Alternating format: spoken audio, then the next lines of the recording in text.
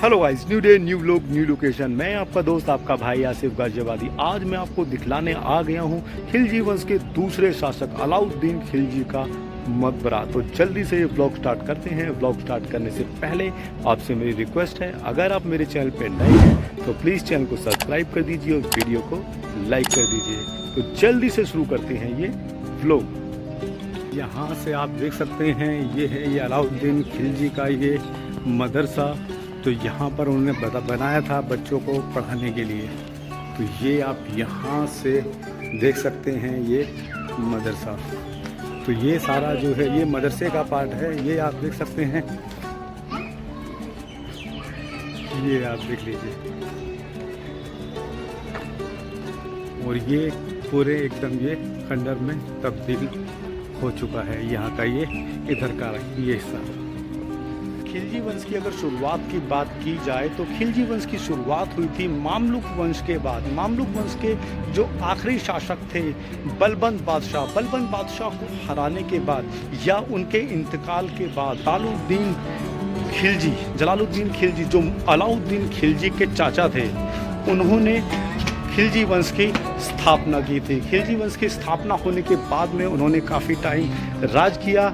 उसके बाद अलाउद्दीन खिलजी ने धोखे से अपने चाचा की हत्या कर दी और उसके बाद उन्होंने खिलजी वंश को आगे बढ़ाया, जिसमें कि उन्होंने मंगोलों से कई बार इस देश की रक्षा की और काफ़ी सारे महत्वपूर्ण कार्य किए। अलाउद्दीन खिलजी के अगर एडमिनिस्ट्रेशन की अगर बात की जाए तो अलाउद्दीन खिलजी ने काफ़ी सारे इम्पोर्टेंट काम किए अपने बादशाह बनने के बाद में। सबसे पहले उसने नगद वेतन देना शुरू किया, क्योंकि नगद वेतन उस टाइम पे नहीं होता था। उस टाइम पे मोस्टली बादशाह क्या करते थे, जो भी लूट का माल होता था उसी में से 25% या कुछ परसेंट के हिसाब से जो अपनी सेना होती थी उसको दिया करते थे। लेकिन अलाउद्दीन खिलजी ने वो सब बंद करके सीधे सीधे नगद वेतन देना शुरू कर दिया।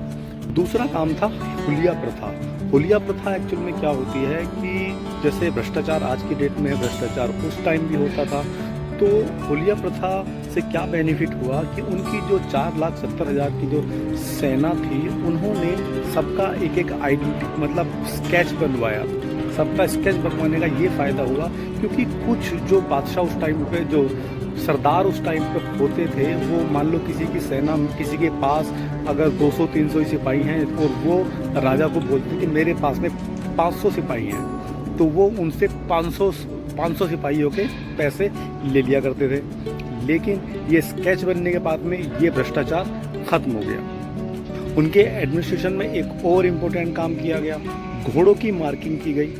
क्योंकि जो घोड़े उस टाइम पर होते थे, कुछ सरदार उस टाइम भी भ्रष्टाचार करते थे, तो वो क्या करते थे कि जब बादशाह उन्हें घोड़े खरीदने के लिए पैसे देता था तो वो घोड़े खरीदते ही नहीं थे।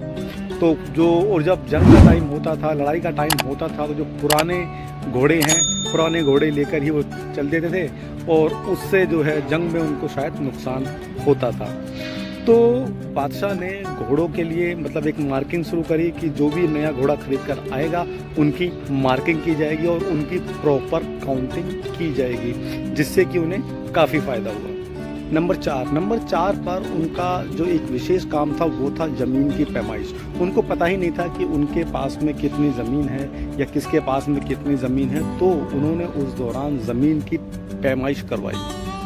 और जो उनका 5वां काम था वो था मूल्य नीति सेट करना, यानी कि जो बाज़ारों के जो रेट थे, बाज़ारों में जो डेली यूजेस का जो सामान था उसके रेट उन्होंने फिक्स कर दिए थे। चाहे वो चावल हो, चाहे वो गेहूं हो, चाहे वो चीनी हो, तो हर चीज़ के रेट सेट कर दिए थे, जिससे आम लोगों में उनके प्रति काफ़ी विश्वास उनके प्रति बढ़ गया था। और मतलब कोई अगर मतलब उनका ये था कि अगर किसी ने 1 किलो चीनी के बदले में अगर 100 ग्राम भी अगर कम कर दिया तो उसके शरीर से 100 ग्राम गोश्त निकाल लिया जाता था। तो यानी कि जो व्यापारी वर्ग था वो भी काफ़ी डरा हुआ था और अपना काम सही तरीके से कर रहा था, इसीलिए शायद उनको काफ़ी क्रूर बादशाह कहा जाता था।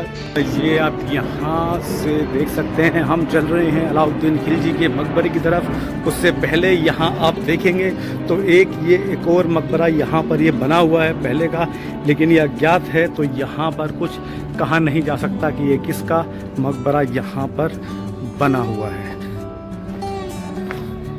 तो यहाँ से हम चल रहे हैं अलाउद्दीन खिलजी के मकबरे की तरफ। तो आप देखेंगे क्योंकि एकदम काफ़ी पुराना है, तो यहाँ पर ये पूरा एकदम खंडर में तब्दील हो चुका है। के टाइम पे उन्होंने अपने समय में चोरों और डकैतों में अपना डर बैठाने के लिए उन्होंने एक इमारत बनवाई जिसका नाम रखा गया चोर मीनार। चोर मीनार अगर आपने देखी हो, मेरा उसका व्लॉग मेरे चैनल पर अवेलेबल है, आप जाकर देखेंगे। तो चोर मीनार का मतलब ये हुआ करता था कि जो भी चोरी और डकैती करता हुआ पाया जाता था तो उसकी गर्दन को काट कर उस चोर मीनार में लटका दिया जाता था, जिससे कि और आने वाले जो भी कोई भी ऐसा कार्य करने वाला हो उसको डर का माहौल बन जाए। दूसरा, वहाँ पर काफ़ी सारे मंगोलों के सर भी काटकर वहाँ पर लटकाए गए थे, जिससे कि मंगोलों में अलाउद्दीन खिलजी का काफ़ी ज़्यादा डर बना हुआ था। तो अगर आप देखेंगे तो लगभग 9 बार उन्होंने मंगोल आक्रमण को खदेड़ा था। ये आप यहाँ से देखेंगे और यहाँ ये आप देखेंगे, ये है अलाउद्दीन खिलजी का ये मकबरा। तो भाई ये आप यहाँ से देख सकते हैं, एक समय का सुल्तान जिसने कि काफ़ी कुछ जीता, काफ़ी सारे स्टेट, काफ़ी सारे राज्य जिसने जीते हों, और ये एक आज सो रहे हैं 2 गज ज़मीन के नीचे। तो ये आप यहाँ से देख सकते हैं। बाकी ये मकबरा आप देखेंगे तो इसकी गुंबद वगैरह सब टूटकर ख़राब हो चुकी है।